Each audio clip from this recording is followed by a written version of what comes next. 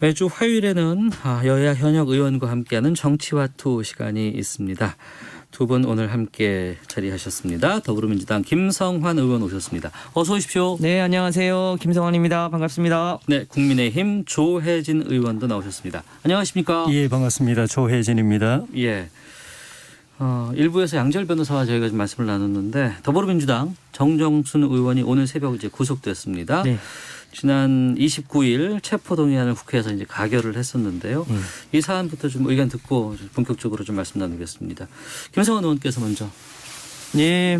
그동안 이제 국회가 검찰의 체포 동의안이 오면 네.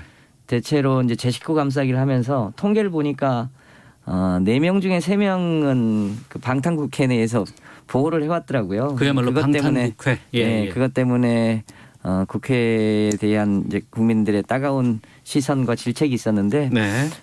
저희 당 의원이긴 합니다. 그 의원의 이제 잘잘못은 검찰 수사 과정과 이제 법의 판단을 보면 될 것 같고요. 저희 당에서도 이 방탄국회에 숨지 말고 당당히 가서 조사 받아라라고 여러 차례 얘기를 했음에도 불구하고 본인이 정정순 의원에게 예. 본인이 그 길을 가지 않는 상황에서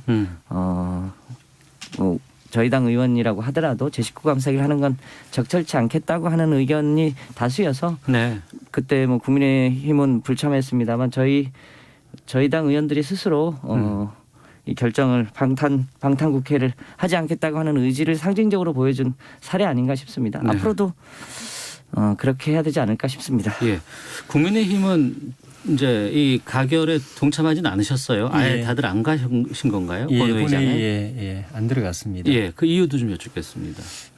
저희가 그렇게 한 거는 이 민주당 일은 민주당이 알아서 결정하라, 결자 해지하라. 예.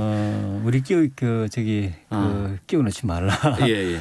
그리고 이제 만에 하나 그게 부결이 되면 또 도매금이죠. 우리가 또 덤터기를 쓸지도 모른다. 예. 그런 이제 과거에 그런 해프닝들이 있었기 때문에 그래서 민주당이 깔끔하게 스스로 처리하라는 그런 뜻이었고. 네, 가결됐다는 소식 들었을 때는 어떤 느낌이셨어요? 제가 본회의장에 들어가지는 않았지만은 예. 그 상황을 모니터로 다 보고 있었는데. 밖에서 보고 계셨군요. 예. 정정순 의원께서 신상 발언을 신청해서. 네. 검찰의 체포 동의안 그 시한이 10월 15일이었다. 이미 지났다. 시효가 지난 체포 동의안을 처리하는 것은 그 위법이다. 네. 그 이야기하시고 검찰이 그 중에 몇 가지 혐의 중에 이미 자기 소명을 받아들여서 무혐의 처리했고 나머지 일부만 남아 있다. 네. 그리고 일부에서는 검찰 수사를 거부했다고 그러는데 거부한 적 없다. 일자를 조정하는데 그 검사가 일방적으로 자기가 정한 날짜만 고집해서 못 갔을 뿐이다. 그렇게 이야기를 하던데 표결 결과를 보면은 이제 소속 정당이 민주당에서 그 소명을 받아들이지 않았던 것이고, 그렇죠. 네. 또 법원이 구속영장을 발부해 준 걸 보면 역시 법원도 마찬가지로 그걸 수용하지 않은 걸로 그런 결과로 보여집니다. 예. 알겠습니다. 자, 본격적으로 이제 두 분과 정치와투 시작하도록 하겠는데요.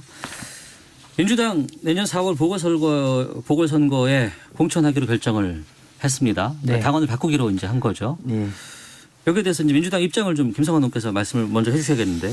네, 저희 당의 잘못으로 보궐선거를 치를 경우에 후보를 내지 않겠다고 하는 당원이 있었는데, 네. 여러 가지 이제 당내 여론, 국민들의 여론 등등의 찬반도 있고, 그러니까 저희가 이 잘못에 대해서 그것을 부정하는 건 아닙니다. 네. 저희 당의 잘못이고 그 부분에 대해서는 여러 차례 저희가 사과와 양해 유감의 말씀을 드렸는데, 그럼에도 불구하고 서울시장과 부산시장이 갖는 지위가 매우 중요하고 또 저희가 후보를 내지 않을 경우에 이제 국민의당 후보가 당선될 가능성이 높은데 국민의당에게 맡기는 게 맞겠냐라고 하는 또 여러 분들의 우려도 있고 해서 후보를 공천해서 시민들에게 선택권을 두는 게 네. 좋겠다고 하는 이제 당 지도부의 판단과 이에 대한 당원들의 의견 수렴을 거쳐서 오늘 중앙위원회를 통해서 네. 당원을 부분적으로 보완하는 쪽으로 이렇게 결정을 했습니다. 거듭해서 이런 일을 만들게 된 것에 대해서 국민 예. 여러분께 죄송하다는 말씀 드립니다. 예. 앞으로 좀 더 책임 있게 더 그 원인이 됐던 문제들 잘 책임 있게 대책을 세우고 이런 일이 재발되지 않도록 네. 잘 챙기도록 하겠다는 말씀드립니다. 국민의힘은 상당히 좀 비판적인 이야기들이 많이 나오고 있어요. 여기에 대해서. 예. 김성원 의원님께서 민주당이 후보를 안 내면은 국민의당 후보가 될 가능성이 높다고 하셨는데 국민의힘. 그러면 안철수 후보가 되는 겁니까? 국민의힘이죠. 제가, 예. 미안합니다. 이름이 비슷해가지고. 국민의힘 예. 이름이 비슷해서 죄송합니다. 한자만 틀리니까 좀 그런 일이 있는데 이번에 그 당헌 당규 개정을 추진하면서 민주당 지도부가 한 이야기가 예. 저기 선거에서는 후보를 내는 게 공당의 책임이다. 마땅한 도리다. 이런 이야기를 하셨는데 그 맞는 말씀입니다. 네. 정당이 헌법에 규정되어 있는 그 최고의 기본 의무가 공직선거에서 후보를 내는 겁니다. 네. 그건 뭐 당연하고 기본적인 일인데도 왜 5년 전에 문재인 대통령께서 당 대표이실 때 네. 그런 경우에는 우리 후보를 안 낸다.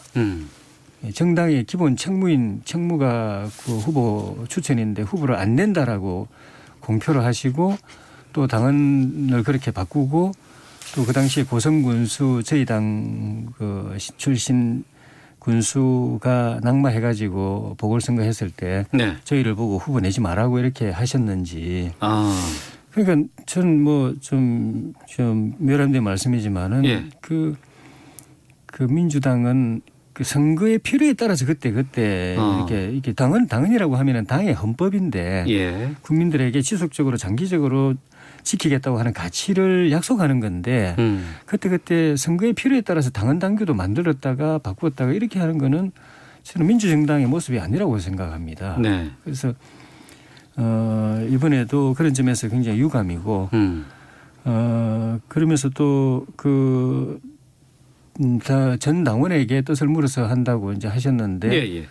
실제 당원 투표 참여율은 굉장히 낮고 또 민주당 내부의 규정상으로도 좀 하자가 있어 보이는데 네.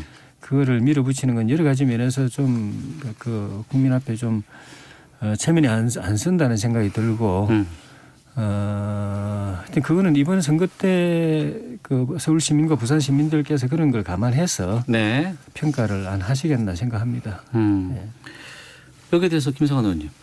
네, 일단 저희가 전당원 투표를 했는데요. 이건 뭐 이제 의결 절차를 밟는다기보다는 당원들의 의견이 어디에 있는지를 이제 분포를 확인하는 그런 절차였고요. 그래서 뭐 의결 정적수 문제가 있는 건 아니고요. 2015년에 그때는 왜 이렇게 하셨는지에 대해서 좀 물으셨는데. 당시에 혁신위원회에서 여러 가지 고민 끝에 우리의 규칙 쌓이고 있을 때 어떻게 하는 게 당연 책임 있는 자세겠느냐라고 하는 당시의 판단이 있었던 것 같고요. 네. 지금 이 상황에서 또 당이 어떻게 결단하는 게 맞느냐에 대한 더 이제 다른 차원의 고민이 있었던 것 같습니다. 거듭해서 저희가 당원을 변경하게 된 것에 대해서 국민 여러분께 사과의 말씀드리고요. 저희가 책임 있게 그 과거의 잘못을 다시 반복하지 않으면서 네. 책임 있게 시정을 이끌어 나가겠다고 하는 새로운 각오와 비전을 국민들한테 보이는 것을 통해서 그 잘못을 치유하려고 그렇게 생각하고 있습니다. 저는 그때 그런 원칙을 혁신 차원에서 천명을 하시고 네. 당헌 당규도 그렇게 바꾼 그게 오히려 잘한 일이었고 이제 좀 죄송하다고 할 일은 그때 그런 당헌 당규를 만드는 걸 죄송하다고 하거나 아니면은 그걸 다시 이제 바꾸게 된 걸 이제 죄송하다고 하기보다도 네. 그 원칙을 지키지 못하고 이번에 결국 이제 말을 이제 뒤집게 되는 이것에 대해서 나중에 또 다시 또 사과할 일이 생길 가능성이 있다. 어떤 뜻이죠? 그러니까 그때 가서 그때 저희가 당헌 당규를 못 지켜서 죄송합니다. 선거 예. 때문에 그냥 다 그걸 뒤집어서 그렇게 뒤집었는데 예, 예. 그때 정말 잘못했습니다. 이런 말을 나중에 또 하게 될까. 예. 그래서 이게 상대당의 일이니까 시시콜콜 말하는 건 사실 좀뭐 간섭 같기도 해서 이제 예. 좀 길게 말씀드리기는 어렵지만은 예. 지난 그 원칙을 그대로 꿋꿋하게 지키는 것이 명분이 있지 않았겠는가. 네. 너무 이렇게 민주당이 저희가 반은 배우고 반은 안 배우고 싶은 게 선거 승리가 지상 과제고 네. 이기는 게 최고고 하기 위해서 뭐 모든 방법을 다 동원해서 하는 거 그러니까 계속 이기니까 부럽기도 해요 사실은. 그런데 그렇게 해서 이게 민주 정치가 되나 나라의 정치 바로 가나 이기기만 하면 되나 예. 그건 또 안 받고 안 본받고 싶은 그런 게 있습니다. 예. 뭐 국민의힘이야 당원에 그런 게 없어서 사실 지난 대통령 선거가 보궐선거로 치러진 거잖아요. 네네. 이제 저희 당의 당시 당원대로라고 하면 그때 소위 국민의힘에서는 이제 후보를 내는 문제를 아마 만약에 저희 입장이었으면 고민을 하셨을 텐데 네. 그런 당원을 안 만들으셔가지고 그런 뭐랄까 국민들에게 이걸 이제 변경하는 과정에서 사과를 안 하셔서 네. 되셔서 다행인데요. 어쨌든 저희도 이 과정을 통해서 저희 당헌이 민주적 여러 가지 재반 질서에 위배됨이 없는지를 다시 한번 잘 되돌아보고 지금 말씀하신 그런 사과를 거듭해서 하지 않도록 잘 챙기겠다는 말씀드립니다. 알겠습니다. 관련해서 청취자 의견 좀 소개해드리고 계속 이어가겠습니다. 6799님은 민주당 권리당원입니다. 저는 이번에 반대표했습니다. 이번 결정 얻은 것보다 잃은 것이 더 많을 것 같습니다. 라는 의견도 있고 8748님은 방탄국회 하지 않은 것은 참 잘하셨습니다. 하지만 보궐선거는 당원 그대로 후보를 내지 않기로 했다면 더 훨씬 얻는 게 많지 않았을까요? 라는 의견도 있고 0193님은 말을 바꾼 것은 안타깝지만 서울과 부산시장 후보를 내기로 한 것은 어쩔 수 없는 선택이었다고 봅니다. 라는 의견도 보내주셨는데요. 어찌됐건 내년 4월에는 그러면 이제 보궐선거에서 이제 그 국민의힘, 민주당 다 모두 후보를 내실 거예요. 이제. 예. 좀 거론되는 사람들이 좀 있는지 좀 여쭤볼까 하는데 이번에 국민의힘부터 좀 요즘 움직임들이 좀 꽤 많이 바빠지는 것 같더라고요. 예. 그 김종인 비대위원장께서 네. 서울시당 소속의 우리 중진 의원들 전 현직 의원들 만나시고 막걸리 회동하셨다면서요. 예. 예. 또 부산의 중진 의원들도 또 만나시고 하는데 공교롭게도 그분들이 대체로 자천타천 출마가 거론되고 있는 분들이어서 네. 그런 자리에서 공천 룰에 대해서도 의논하고 공천 룰이 정해지면은 결단할 분들은 빨리 결단해야 되고 또 분발하기를 또 이제 촉구하고 네. 그러면서 또 경선 준비위원회에 이어서 경선 이제 그 보궐선거 기획 준비 기획단도 아마 곧 출범이 될 것 같고 네. 거기서 이제 전략을 짜고 여러 가지 준비를 할 테고 그러면서 저희는 어쨌든 이기기 위해서는 뜻을 같이 하는 범야권의 이 힘을 하나로 모으는 게 중요하기 때문에 네. 그래서 그 정책 연대 또 선거 연대 또 후보 단일화 같은 후보 연대도 같이 네. 모색을 해서 큰 틀의 이 표 결집 작업도 같이 진행을 하고 있습니다. 가능성 있는 후보 3분만 뽑아주신다면 어떤 분들이 좀 유력할까요?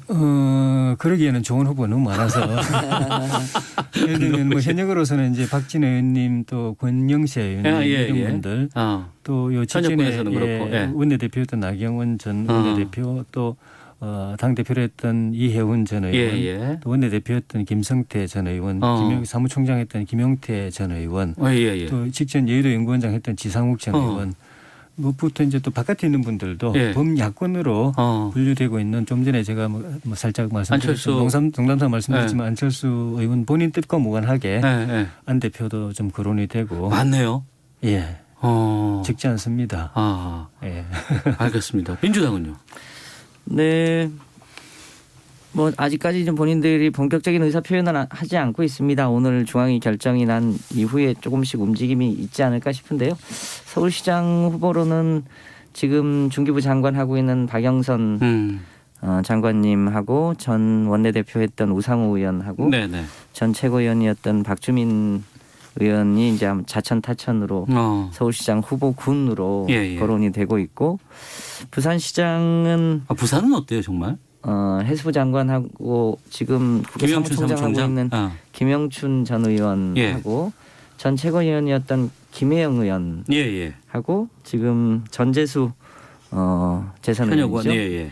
이렇게 세 분이 차천타천으로 서울시장과 부산시장 후보로 예. 거론이 되고 있습니다. 근데 지도부에서 이렇게 거론되는 분으로 갈지 아니면 조금 더 특단의 대책을 세울지 이 여부에 대해서는 조금 더 여론의 추이나 이런 걸 좀 봐야 되지 않을까 싶습니다. 분위기상으로 부산은 지금 국민의힘에서 오히려 더 그냥 상당히 유리한 쪽으로 지금 보고 있는 곳 아니겠어요? 예, 부산은 그렇습니다. 어떻습니까? 예, 뭐 서울보다는 확실히 저희가 좀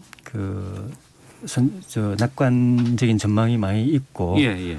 후보로는 이제 전에 부산시장 하셨다가 지금 이제 현역 국회의원이신 서병수 예. 의원님 그리고 박형준 전 국회의원 사무총장 또 청와대 정무수석 선언하셨죠. 하셨던 박형준 전 위원장은. 예. 그리고 이현주 전 의원 그리고 박민식 전 의원 또 이진복 전 의원 또 유재중 전 의원 이런 분들인데 예. 또 이진복 유재중 이 두 분은 또 구청장 하셨다가 국회의원 되셨던 분들 행정 경험 또 국회 경험 다 있으신 분들이고 네네.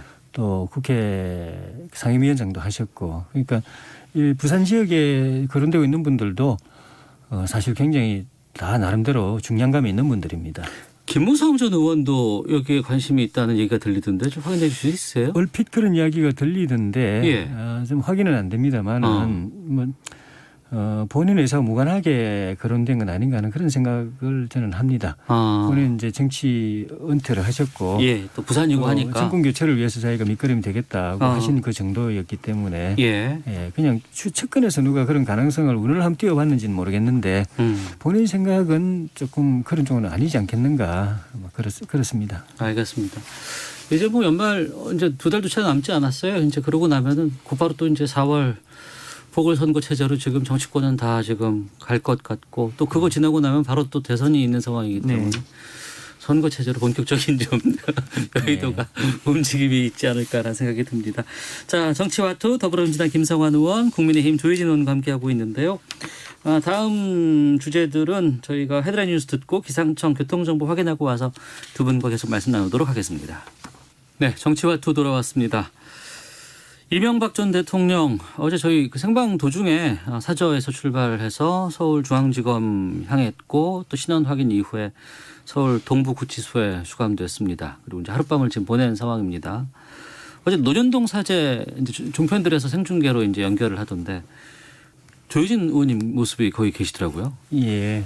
어떤 일들 그 안에서 있었는지도 좀 궁금하네요. 저는 이제 서울시장 때부터 비서관으로 모셨기 때문에 인연이 오래됐고 예. 그래서 이번에 대법원 확정 판결 났을 때도 그 다음 날 바로 가서 바로 뭐 뵙고 또 인사를 또 드리고 또 구치소로 다시 돌아가는 길이어서 미 교수일 때는 좀 면회가 비교적 좀 자유로워서 저도 2번인가 3번인가 다녀왔지만은 이제 기결이 되면은 가족 이외에는 면회도 쉽지 않다고 그래서 이제 다녀왔고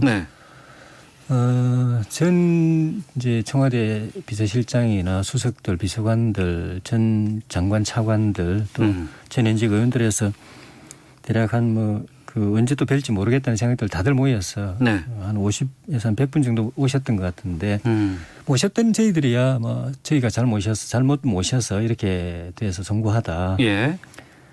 그렇지만 또 뭐 사필 규정이 되실 거다.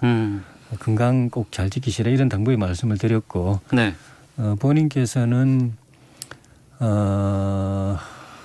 일단 뭐 이런 일 자체에 대해서는 국민께 좀 송구한 마음이겠지만은 이 수사와 재판 결과에 대해서는 그건 뭐 수용하기 쉽지 않으신 것 같아요. 말씀 안 하시지만은 그러면서도 이제 처음에는 그 원망 때문에 마음도 상하고 몸도 많이 상했는데 이제는 마음 다 내려놓고 누구도 원망하지 않고 구치소에서 수감 생활 성실하게 잘 하겠다. 근데 나라가 걱정되니까 밖에 있는 여러분이 나라를 잘 지켜달라.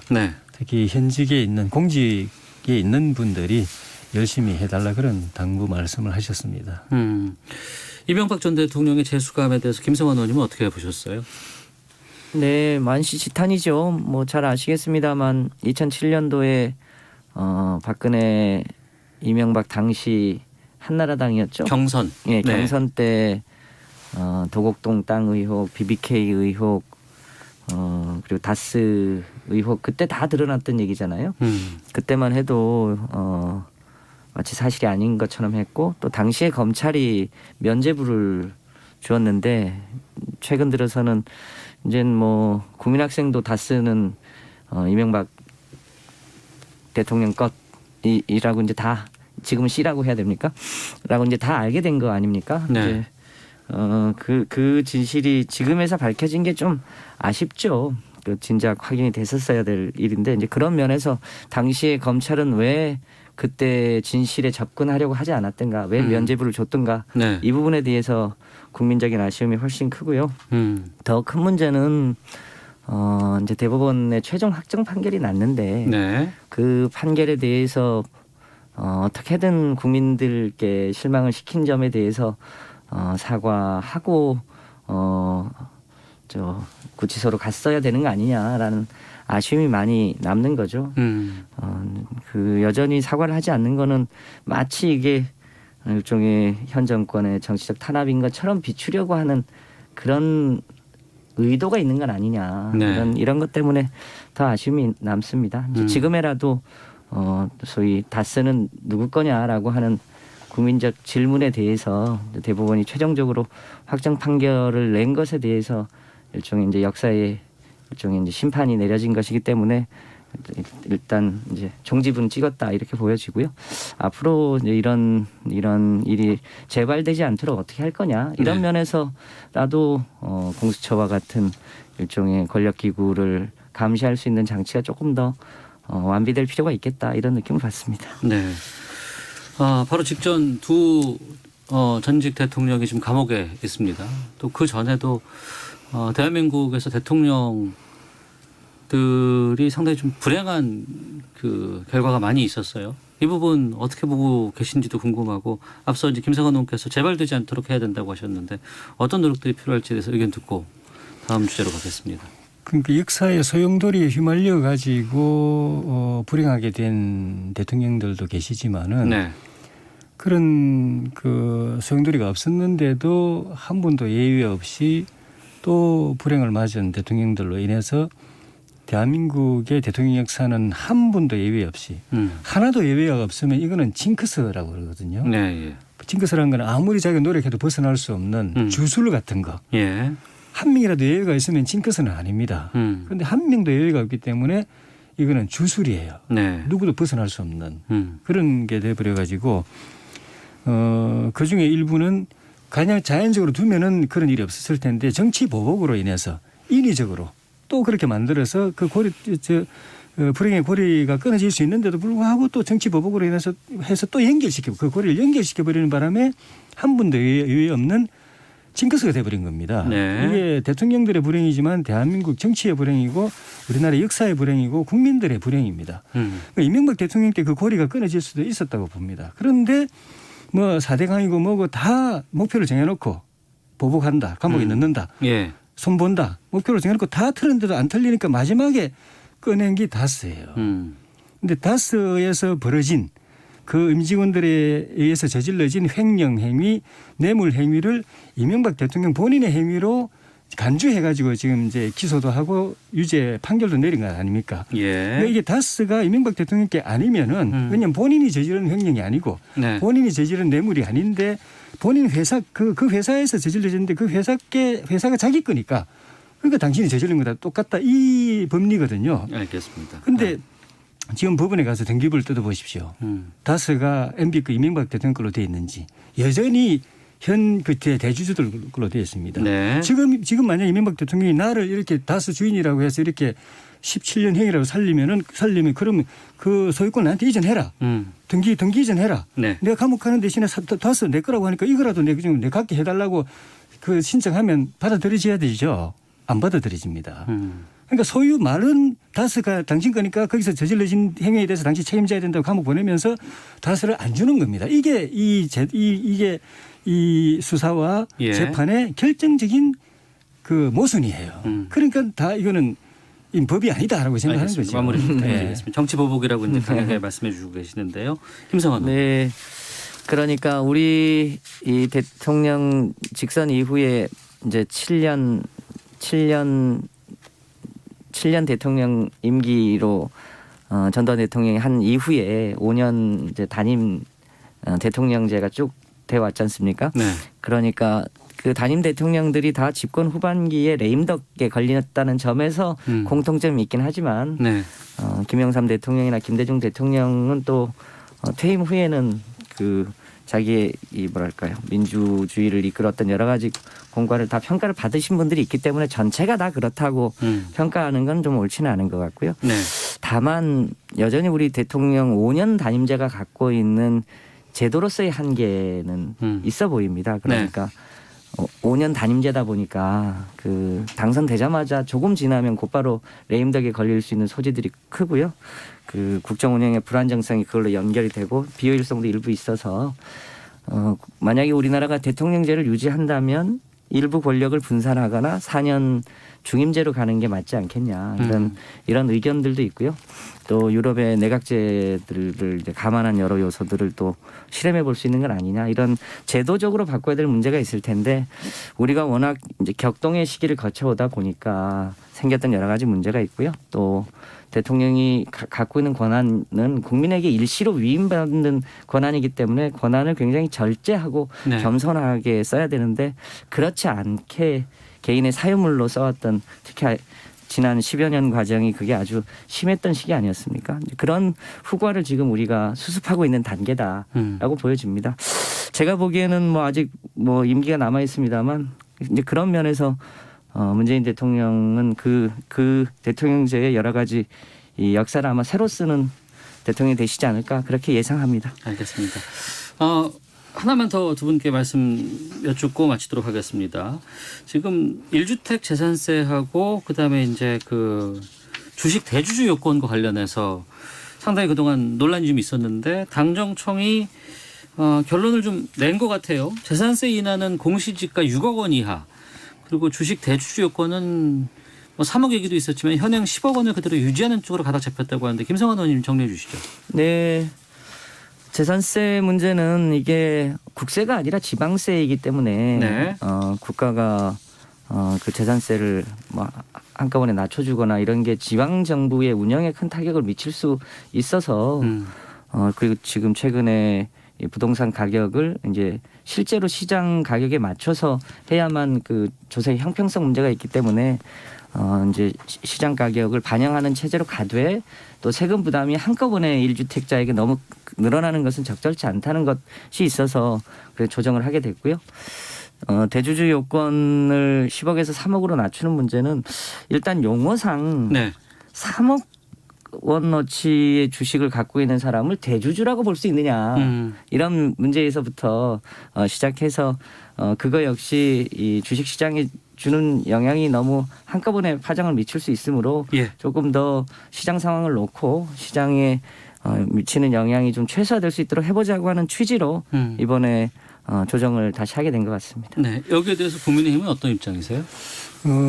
정부가 재정을 너무 방만하게 운영을 한 그 공백을 메꾸기 위해서 여러 가지 이제 편법이 동원이 되고 있는데 지금 코로나 경기도 그렇고 그 이전에 국제적인 세계적인 경기 침체도 있고 해서 일부 다소간 확장적 재정정책 하는 거는 그건 필요합니다. 네. 그런데 그것과 병행해서 반드시 해야 될 게 기업 규제를 완화해가지고 기업 활동이 활발하게 일어나서 재정 수입도 늘어나고 네네. 정부가 고민하는 일자리 문제, 서민 경제 문제도 해결되게 해야 되는데 예. 기업들은 꽁꽁 발목 묶어놓고 투자하고 싶어도 못하게 하고 일자리 만들고 싶어도 못 만들게 만들어놓고 재정으로 그걸 다 메꾼다고 하는데 그 재정으로 메꿔지는 일자리라는 게 사실은 부실 일자리들 뿐이거든요. 예. 그리고 돈을 거의 뭐 헬리콥터에서 뿌리듯이 뿌리니까 이번에 감사에도 다시 확인됐지만 역대급 부정수급들이 벌어집니다. 눈먼 돈이 막 그냥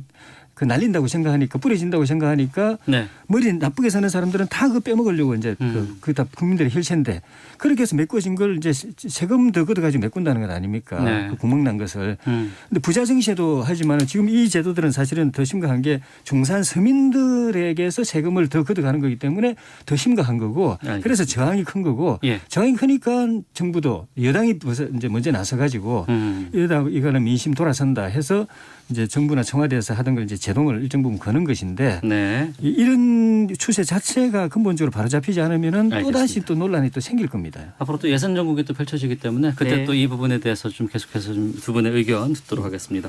자, 정치와투 여기서 마치도록 하겠습니다. 두 분 말씀 고맙습니다. 예, 네, 고맙습니다. 감사합니다.